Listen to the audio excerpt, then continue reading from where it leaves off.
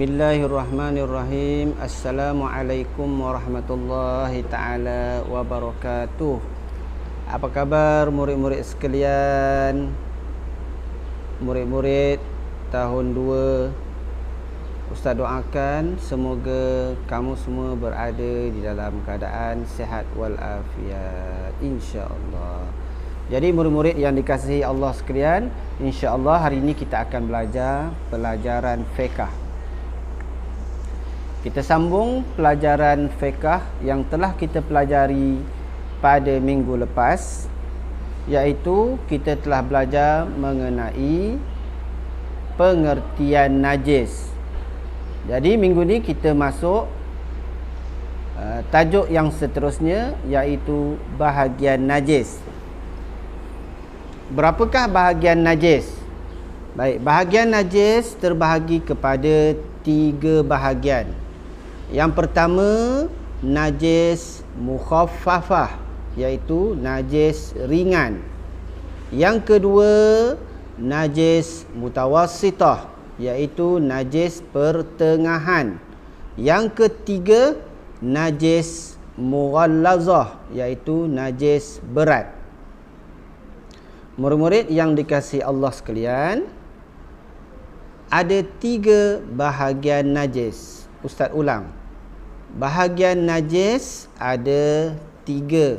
Pertama, najis mukhaffafah, iaitu najis ringan. Kedua, najis mutawassitah, iaitu najis pertengahan. Yang ketiga, najis mughallazah, iaitu najis berat. Baik murid-murid, boleh tengok gambar-gambar yang disediakan di buku tersebut. Baik, yang pertama, najis mukhaffafah, najis ringan. Gambarnya apa? Gambarnya bayi lelaki. Kencing, terkencing. Bayi lelaki terkencing. Itu gambar yang pertama, najis ringan. Nanti Ustaz akan terangkan dia apa dia najis ringan. Ada pengertiannya. Kemudian ni gambar yang kedua, najis mutawassitah, najis pertengahan, iaitu gambar bangkai binatang ataupun bangkai burung. Itu najis pertengahan. Yang ketiga, najis mughallazah, najis yang berat, iaitu ada gambar anjing. Najis yang berat, anjing. Baik, murid-murid yang dikasihi Allah sekalian. Baiklah. Kita terus lihat kepada pengertian najis mukhaffafah. Apakah dia pengertian najis mukhaffafah? Okey. Najis mukhaffafah ialah air kencing kanak-kanak lelaki yang berumur kurang 2 tahun.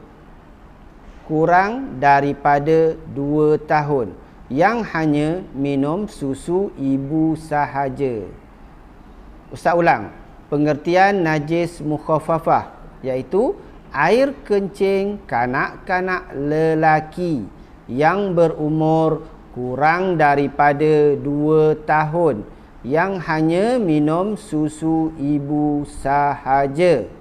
Ustaz ulang sekali lagi. Pengertian najis mukhaffafah, iaitu air kencing kanak-kanak lelaki yang berumur kurang daripada 2 tahun, yang hanya minum susu ibu sahaja. Faham ya murid-murid? Okey, yang pertama, air kencing kanak-kanak lelaki. Lelaki sahaja. Perempuan tak dikira najis mukhaffafah. Yang kedua, berumur kurang daripada 2 tahun. Yang ketiga, hanya minum susu ibu yang dikasihi Allah sekalian. Yang pertama ialah air kencing kanak-kanak lelaki. Okey, itu syarat pertama. Mesti kanak-kanak lelaki. Syarat yang kedua, berumur kurang daripada 2 tahun. Kurang daripada 2 tahun. Kalau 2 tahun lebih, tak dikiralah najis mukhaffafah. Yang ketiga, hanya minum susu ibu sahaja. Hanya minum susu ibu sahaja. Baik, faham ya murid? Itu pengertian najis mukhaffafah.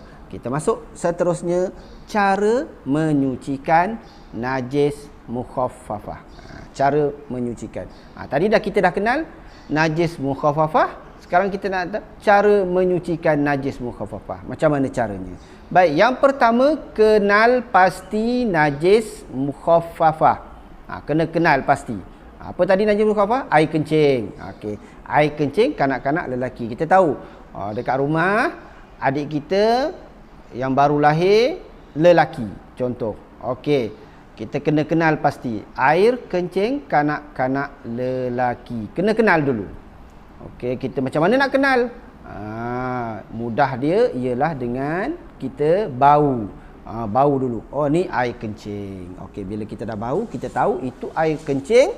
Maka cara yang kedua, kita hilangkan najis mukhaffafah tersebut sehingga kering. Caranya macam mana?